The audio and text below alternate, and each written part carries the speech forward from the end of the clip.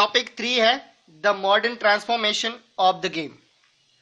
तो modern cricket में test और वनडे इंटरनेशनल का बहुत ही ज्यादा इफेक्ट था, जिन्हें नेशनल टीम के बीच खेला जाता था।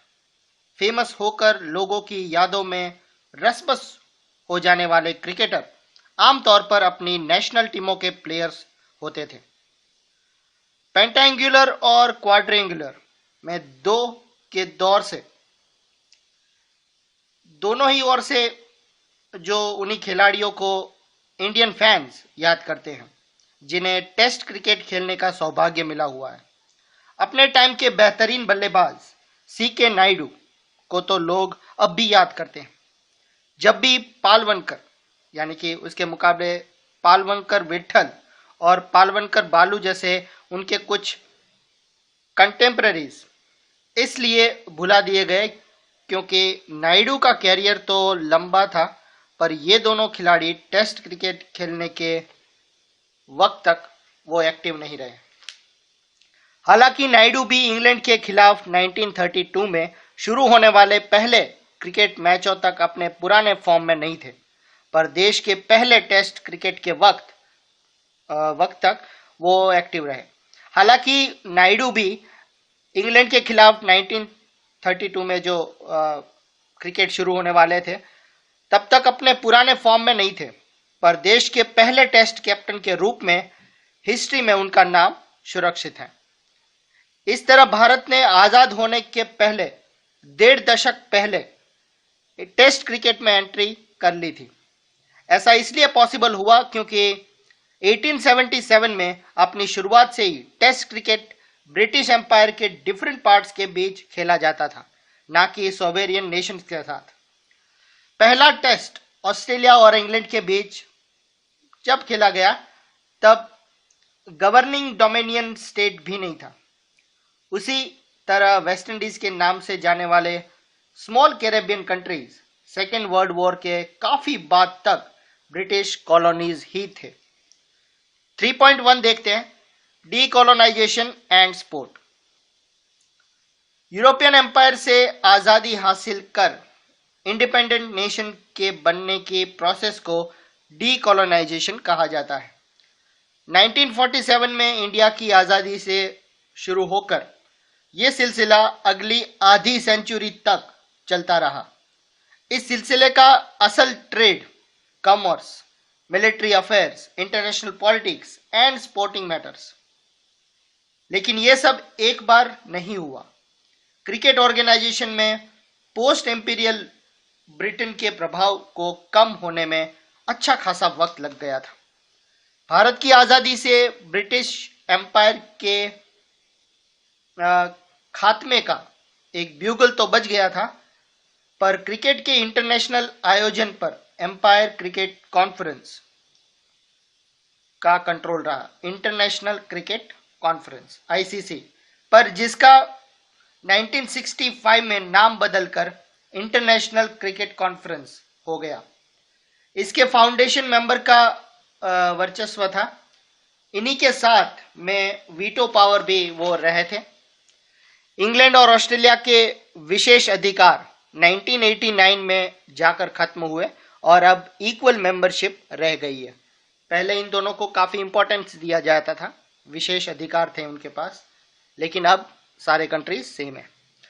पिछली सेंचुरी के 50 और 60 के दशक में वर्ल्ड क्रिकेट के फ्लेवर्स का पता चला कि इस बात से पता चला कि इंग्लैंड और कॉमनवेल्थ के दूसरे देशों ऑस्ट्रेलिया और न्यूजीलैंड ने साउथ अफ्रीका जैसे देश के साथ क्रिकेट खेलना जारी रखा, जहां न सिर्फ रेशियल डिफरेंस बरता जाता था, बल्कि टेस्ट मैचों में नॉन वाइट यानी कि साउथ अफ्रीका की ज्यादातर पॉपुलेशन को खेलने की इजाजत बिल्कुल नहीं थी।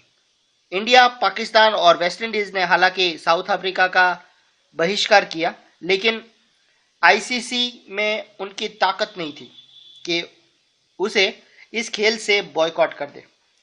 ये तब भी हो पाया जब एशिया और अफ्रीका में कॉलोनाइजेशन से आजाद हुए नेशंस ने और साथ में ब्रिटेन की लिबरल फीलिंग्स में इंग्लिश क्रिकेट अथॉरिटीज पर दबाव डालकर 1970 में ब्रिटेन के साउथ अफ्रीका टूर को कैंसिल करवाना यानी कि रद्द करवाने में कामयाबी पाई।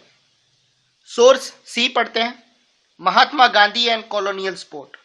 महात्मा गांधी बॉडी एंड माइंड के बीच बैलेंस रखने के लिए स्पोर्ट को बहुत जरूरी मानते थे, लेकिन वो ये बात भी अक्सर कहते थे कि क्रिकेट और हॉकी जैसे स्पोर्ट अंग्रेज भारत में लेकर आए हैं और ये खेल हमारे ट्रेडिशनल गेम्स को खत्म करते जा रहे हैं। उनका मानना था कि क्रिकेट, हॉकी, फुटबॉल और टेनिस जैसे खेल कुछ क्लास के लिए ही है। इन खेलों में कॉलोनियल माइंडसेट के दर्शन होते हैं और ये खेल हमारी मिट्टी से उपजे सिंपल एक्सरसाइज के मुकाबले कम इफेक्टिव एजुकेशन ही दे पाते हैं, ऐसा उनका मानना था। महात्मा गांधी के लेखों में से लिए गए इन 3 एक्सट्रैक्ट यानी कि अंश है को पढ़िए और थॉमस आर्नोल्ड या ह्यूजेस द्वारा एजुकेशन और स्पोर्ट एक्सरसाइज के बारे में एक्सप्रेस किए गए विचारों में उनकी कंपैरिजन कीजिए। तो आइए अब बॉडी की और देखते हैं। हर रोज 1 घंटा टेनिस, फुटबॉल या क्रिकेट खेल लेने से क्या हम बॉडी को बिल्डअप हुआ कह सकते हैं? ये सच है कि शरीर इसमें मजबूत होता है, लेकिन जैसे जंगल में दौड़ने फिरने वाले घोड़े का शरीर मजबूत तो कहा जा सकता है, लेकिन ट्रेन नहीं है। उसी तरह ऐसा शरीर मजबूत होते हुए भी ट्रेन नहीं कहा जा सकता। ट्रेन बॉडी निरोगी होती है, मजबूत होती है, कसा हुआ होता है और उसके साथ हाथ पैर में भी अच्छी तरह से काम करते हैं। उसके हाथों में जैसे पिकर, फिर शोवेल, हैमर, पिकैक्स जो होता है वो, फिर शोवेल है, हैमर एटसेट्रा ऑर्नामेंट्स होते हैं और ये हाथ इन सब का उपयोग भी कर सकती है। 30 माइल्स की जर्नी करते हुए ट्रेन बॉडी शायद थकेगी नहीं। ऐसी फिजिकल कल्चर ट्रेनिंग कैसे मिलती है? हम कह सकते हैं कि मॉडर्न करिकुलर यानी कि पाठ्यक्रम में इस नज़रिए से फिजिकल एजुकेशन नहीं दी जाती। व्हाट इज एजुकेशन में से ये लिया गया है। लेकिन अगर ये हकीकत हो कि इस पवित्र भूमि पर क्रिकेट और फुटबॉल का चलन होने से पहले आपके अपने नेशनल गेम्स हो, तो मैं आपसे रिक्वेस्ट करूंगा कि आपकी इंस्टीट्यूशन को उन्हें फिर से लाना चाहिए। मैं जानता हूं कि भारत में कई बहुत अच्छे देसी खेल हैं, वो क्रिकेट और फुटबॉल की तरह इंटरेस्टिंग एंड एक्साइटिंग है। उनमें खतरे भी उतने ही हैं और ऊपर से उनकी एक खूबी ये भी है कि वो एक्सपेंसिव नहीं होते, क्योंकि उन पर लगभग कोई खर्च ही नहीं होता। ये महिंद्रा कॉलेज से ये लिया गया है, 24 नवंबर 1927। मेरी नज़र में हेल्दी बॉडी वो है जो आत्मा को कंट्रोल में रखता है और उसकी सर्विस, सेवा के साधन के रूप में हमेशा तैयार रहता है।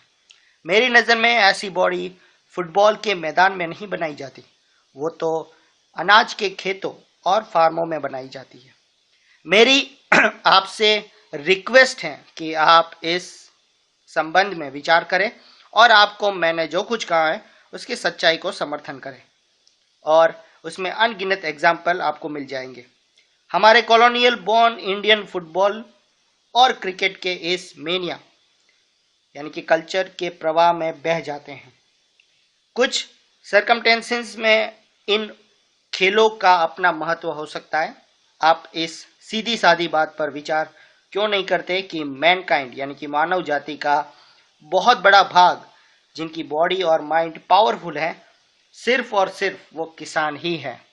वो इन खेलों को जानते तक नहीं और वो ही संसार में सबसे बेस्ट है।